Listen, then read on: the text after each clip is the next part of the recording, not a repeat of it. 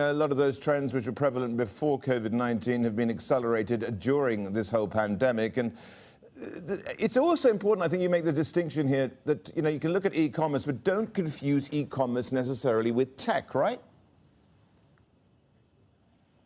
Yes. I feel that too many people bundle tech into so many companies. And that's why when people speak of a bubble, it gets a little scary. And investors might say, well, that's also considered a tech company. Let's not move into that area.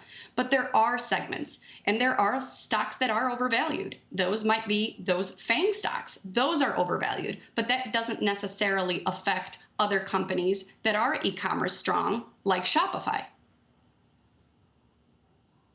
Well, and absolutely, if Donald Trump has signed this relief package into law, are there any specific stocks which are likely to be beneficiaries of that move, or is it a situation where this is a rising tide which lifts all boats? I think this will lift all boats. I don't think it'll be specific. I think the tendency will be more, if we look towards 2021, that there will be a shift. Right, so we'll be looking more into more small cap.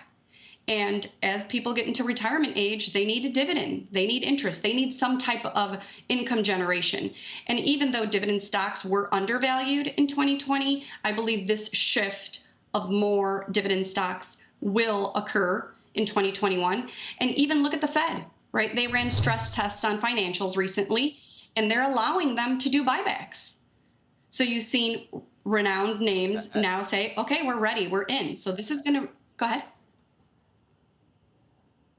No, I told you to stop. I just want to carry on with, what's likely to also be helping markets. And certainly this COVID-19 vaccine is something that you've not actually directly talked about, but certainly alluded to. Now, there's a lot of optimism surrounding that vaccine rollout. You've got members of your family, I understand, and who've already had it. It's a question of how quickly they get this all done, isn't it? It definitely is. And we know that it's going to take time. I feel that for it to build that confidence, because that's what we're looking for, right? To build confidence. How do we do that? When we see it come closer to us. So as you referenced, some of my family members that are first responders or are in hospitals that have had the vaccine, at least the first dose, then you start building that confidence in my family and more to go around. So as soon as you start seeing it in your group, in your pods, then I feel that confidence will build further. What are you making of all this, Vanessa? Well, I think we were a little more conservative knowing that in November, the IPO, Ant's IPO was delayed. So we took a third off the table. So we trimmed the position then because of that uncertainty, knowing that Alibaba is such a large holder of Ant. So it's things like that that we look into to be able to take a step back, but we still took that cash and are still optimistic on emerging markets, specifically in China, and bought some Xiaomi. Well, okay, so a company which is essentially trying to be the Apple of China, as it were. Now, but, if we look at what's going on with Alibaba and, of course, the pulling of the Ant IPO, which you referred to, what are the implications for others in that tech or e-commerce space?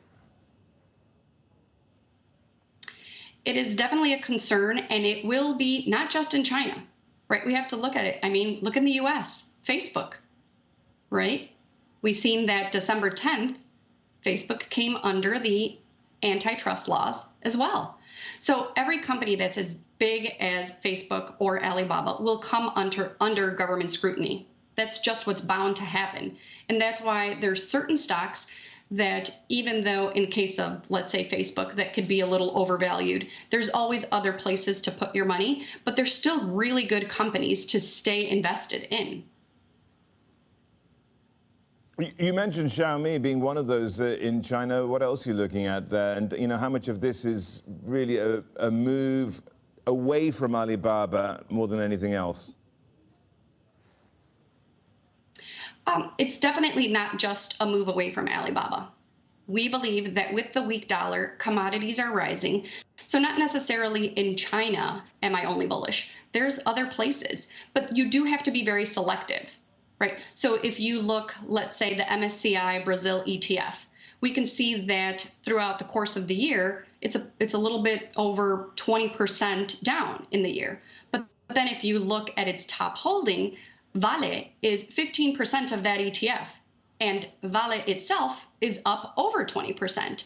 So in our firm, we're individual stock buyers and bond buyers. So we have that opportunity to buy specific stocks.